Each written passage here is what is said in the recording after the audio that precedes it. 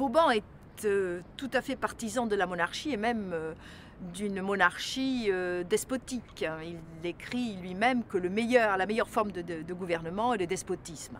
Donc on pourrait dire qu'il est aussi homme des Lumières par le côté despotisme éclairé, c'est-à-dire interventionnisme de l'État, mais à une monarchie qui serait en fait cadrée par un système de conseil.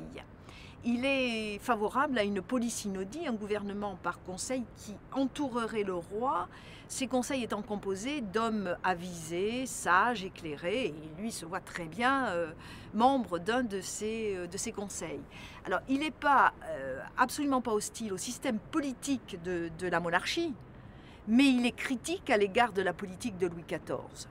Donc il reste fidèle parce que c'est un fidèle serviteur, mais c'est un noble et l'une des caractéristiques de la noblesse, toujours, c'est non seulement de donner l'impôt du sang, de combattre, de donner sa vie pour la défense, mais c'est aussi de donner le conseil, ce qu'on appelle l'auxilium et le concilium.